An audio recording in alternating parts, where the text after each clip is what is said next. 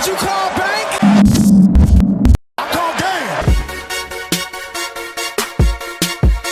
game. Video was made possible and sponsored by MMOCS. Buy cheap NBA 2K MT at MMOCS.com. Use my promo code PACG and you can get a 5% discount. What is up, Pack Nation? It is Pack here, and if you heard the news, yes, it's true. Jimmy Jordan wants out of Minnesota. Jimmy Butler, after playing one season for the Timberwolves, gets them to the playoffs for the first time in a long time, and then it's like, deuces, I don't like Karl-Anthony Towns, I want to go somewhere else. So he's requesting a trade, and he wants it before his media day, which I believe is Monday. So this is going to happen like fast. And there were 3 teams that Jimmy Butler is willing to play for or to be traded to. And that was the Clippers, the Knicks, and the Nets. Now, if you know anything about basketball and trading, just because he wants to go somewhere, it doesn't mean anything. He could go literally anywhere, it depends. But there's a higher chance that he would go to the Clippers, Knicks, or Nets because he wants to. So what I wanted to do in NBA 2K19 was see what trade offers they have, simulate a season with every team, and see how that goes. But there's a problem. The Nets won't trade for Jimmy Butler at all. Not only will they not trade for Jimmy Butler, let me show you guys something. Like, not only are they not offering any trades, when I request a trade for D'Angelo Russell, Spencer Dinwiddie, Rondae Hollis-Jefferson, anyone on the team, they don't ask for Jimmy Butler because they don't want him. So straight up, I'm not doing the Nets because apparently in the game, they doesn't want him. And anyways, it was already reported that he was preferring either Clippers, Knicks, but he would take the Nets. So I mean, it's fine. So the Clippers are offering Tobias Harris and Patrick Beverley. So this makes sense for the Timberwolves to accept. First, you get Tobias Harris, who is a good player. Let me actually show you his stats. Last season, he averaged almost 19 points a game, 6 rebounds, 2 assists, a steal. He showed that he was a good player last season, and he's been progressively getting better every single season. He's not the worst replacement. No, he's not good as Jimmy Butler, like absolutely not. But he's not bad, right? And Patrick Beverley already shown to be one of the best defenders in the NBA, or at least perimeter-wise. But he gets injured a lot. But he could battle for the point guard spot with Jeff Teague, and even then, he's a great backup point guard, even one of the best backup point guards in the NBA. You can make that argument. Plus, Tobias Harris is filling in the small forward position that will be empty when Jimmy Butler gets traded. So this is honestly a perfect trade for the Timberwolves. Will they accept it? We'll find out in a second. But the Knicks don't offer as much. First, they're asking for a first-round pick and Jimmy Butler, so it's kind of sketchy already. Then they're asking for Frank Ntilikina, who, in my opinion, is a good defender, not a great offensive player, but he's only 20 years old, so I mean, like, come on. Actually, I thought he was 19, but apparently he's 20 in 2K. I thought he was 19. And then Tim Hardaway Jr., who's 26, 78 overall, also averaged a lot, almost 18 points a game also. 4 rebounds, 3 assists, not very efficient though, but who knows, he could get better. He was a little injured. That's also a good scoring player. He can fill that small forward position, but they would just have to switch him and Wiggins. So Wiggins would be small forward, and then Tim Hardaway Jr. would be shooting guard, probably. I personally think I'd rather go with the Clippers trade, even though I want Jimmy Butler. But this is also an offer. So we're going to simulate both, see how they do, and see which is the best scenario for Jimmy Butler.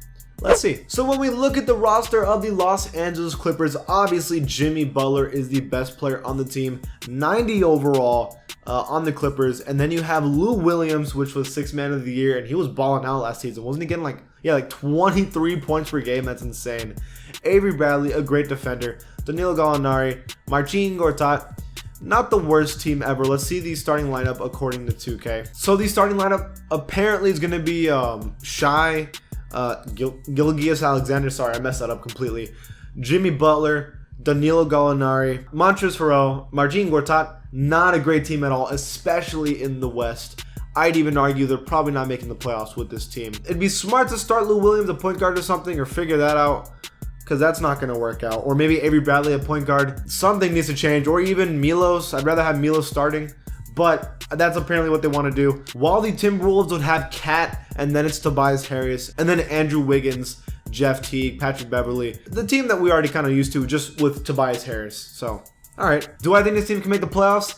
They would, but it would be like 8th seed. Well, let's find out. So after simulating an entire season with Jimmy Butler on the Clippers, they end up with a 37-45 record.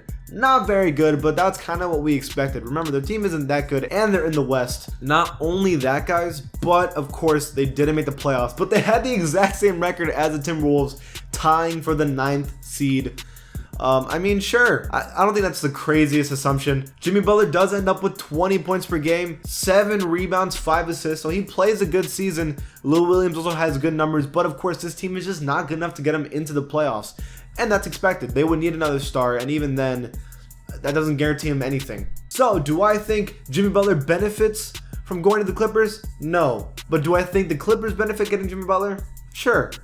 But they would need another star to do anything, really. Also, do the Timberwolves benefit from this? No, because they also missed the playoffs. So, what do I think? I think they shouldn't trade with the Clippers. Let's see what happens with the Knicks. So, if Jimmy Butler is on the Knicks, right, he would be the best player on the team at a 90 overall, while the second best player would be Kristaps Porzingis at 88, then Enes Kanter, and then Mario Hezonja with Courtney Lee, Trey Burke, Kevin Knox.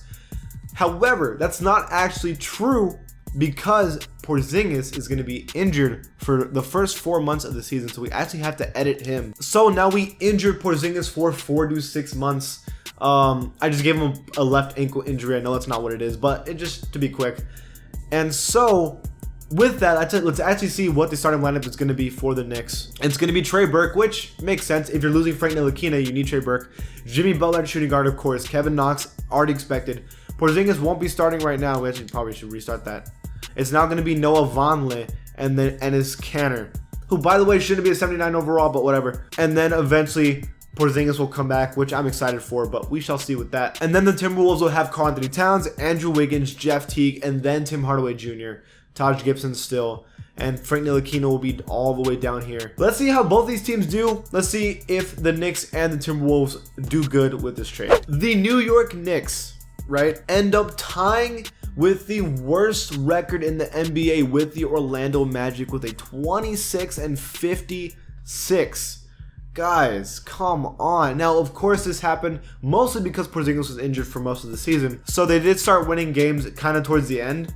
But, like, it was actually pretty bad. It was like 10 and like 40. It was like ridiculous. And then they kind of like picked up pace at the end. But still, that's a bad record. Hey, that's the #1 pick though, baby. That's all I'm talking about. But wait. Let's actually see how the Timberwolves end up doing. The Timberwolves also don't make the playoffs and they tie. They tie for the 9th seed. Oh no, 10th seed. Oh no, not even. They tie for the 11th seed with the Suns and the Pelicans, which, I mean, isn't good enough for anything. So both teams end up losing really bad with this trade too. So the Clippers actually end up with a better trade than the Knicks, but both trades are bad for both teams. Now, the Knicks did start winning games kind of towards the end. Let's see their player stats. Porzingis had 26 when he ended up coming back. How many games did he play? He ended up playing only 27 games, but in those 27 games, 26 points, 8 rebounds, 3 blocks, while Jimmy Butler only had 18. That's not going to be good enough to get them anywhere in the NBA. So, I don't know, man. But if they were to have this team and then the first pick, and that first pick ends up being Zion Williamson, who knows, man? That'd be pretty crazy. But that's something that we're going to have to see in the future. So what do I think? I think no one wins with these trades. These are not good trades for anyone, but there's rumors that Kyrie Irving wants to play with Jimmy Butler. That's something that we're just going to have to end up seeing. But what do you guys think? What do you think is the best trade for Jimmy Butler? Leave it in the comments below. And if you like my channel, give it a sub. And I'll see you guys next time. Did you call bank?